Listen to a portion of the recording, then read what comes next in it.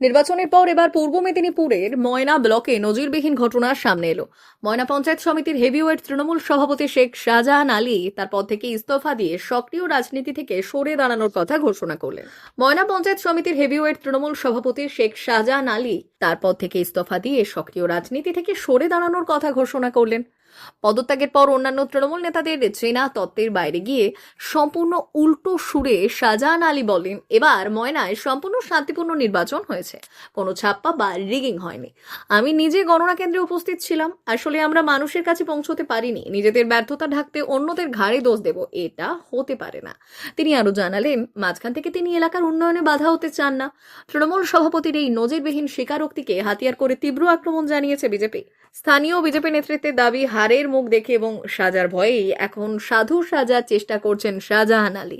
তবে পদ থেকে সরে দাঁড়ালেও রেহাই মিলবে না। পঞ্চায়েত সমিতিতে থাকাকালীন তিনি যে বিপুল দুর্নীতি করেছেন, তদন্তের মাধ্যমে তার শাস্তি তাকে পেতেই হবে। এই ঘটনাকে কেন্দ্র করে জেলা রাজনীতিতে ব্যাপক শোরগোল পড়ে গিয়েছে।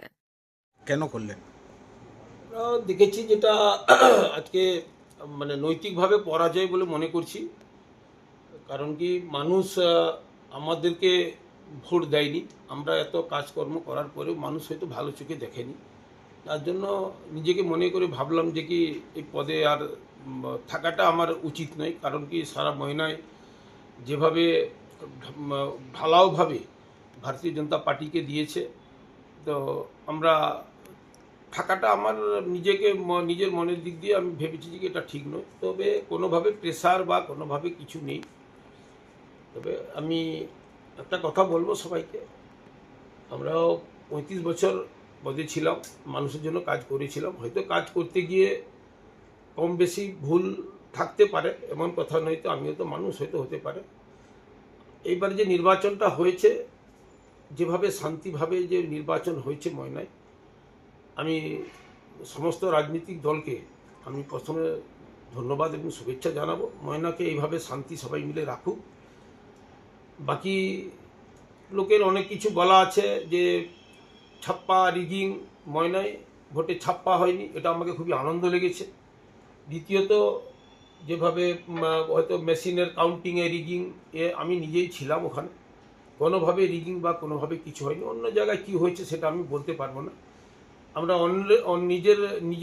নিজেদেরকে মানুষের কাছে আমরা হয়তো পৌঁছতে পারিনি, আর অন্যের ঘাড়ে দোষ দিয়ে দিব, এটা আমার দ্বারা কোনোদিন হয়নি আর হবেও নি।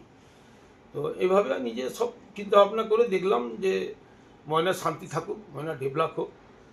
আমাদের আগামী বিধায়ক সাহেব আছে এই জেলায় মুখ্যমন্ত্রী হয়েছে, এই জেলার ডেভেলপ হবে, ময়নার মৎস্য হবে, ডেভেলপ হবে। তো আমি এখানে মাঝখানে থেকে কেন আমি ডেভেলপের বাধা হয়ে থাকবো?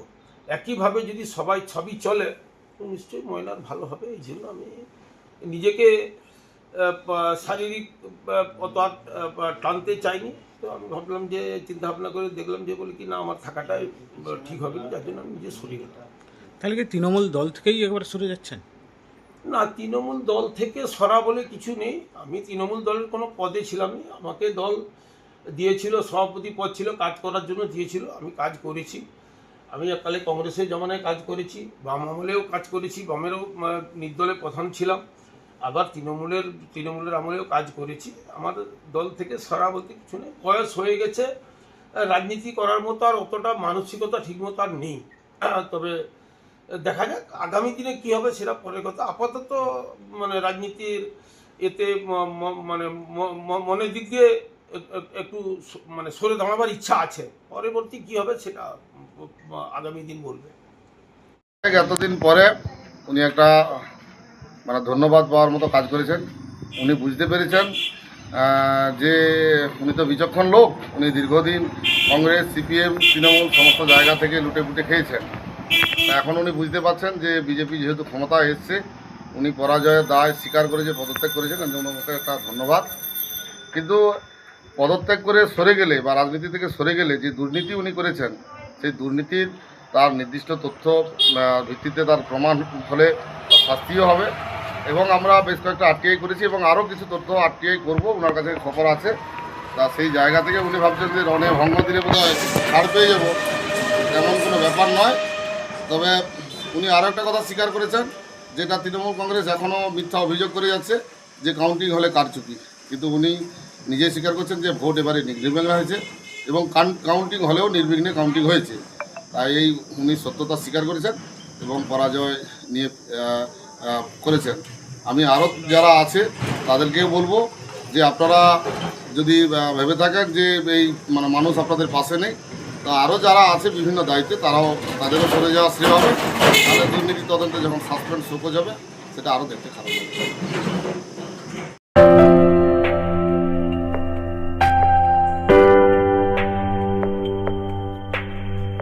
সোনার আলো মাখে যখন অনুভূতির ছোঁয়ায়, স্বপ্ন তখন রূপ নেয় উজ্জ্বল গহনায়। আর সেই স্বপ্নকে সত্যি করে silver house gold and diamonds.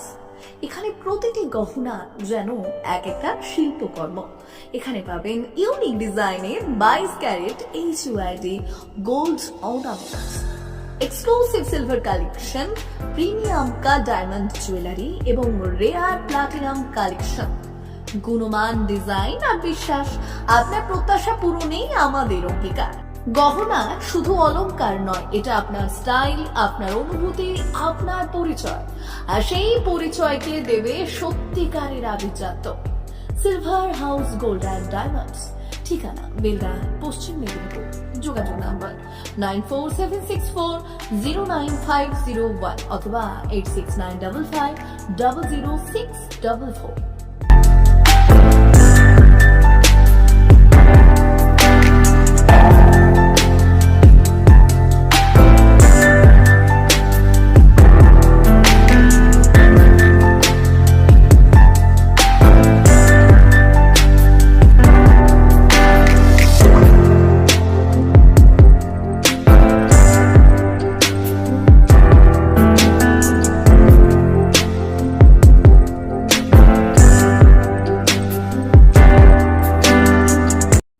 চলছে টাকলা মাদার টেরিজা শিক্ষানিকেতন।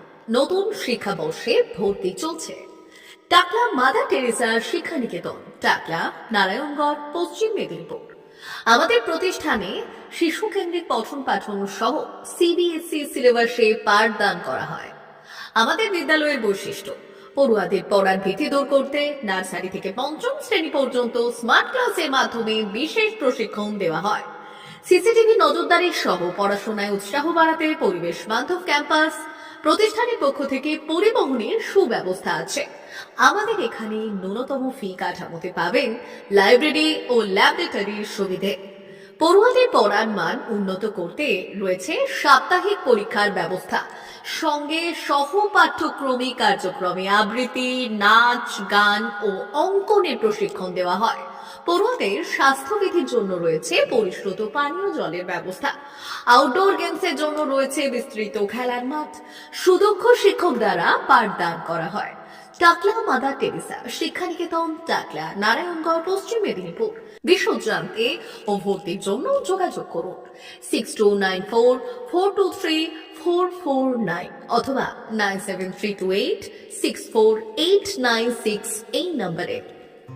নমস্কার, আমি টাকলা মাদার টেরিজা শিক্ষানিকেতনের প্রধান শিক্ষক। আমাদের 2025-2026 শিক্ষাবর্ষে আমাদের ভর্তি শুরু হয়েছে। আমাদের অফিসের মধ্য দিয়ে ফর্ম বিলি করা হচ্ছে। আমাদের এই বিদ্যালয়ে পঠন পাঠনের মান অত্যন্ত ভালো।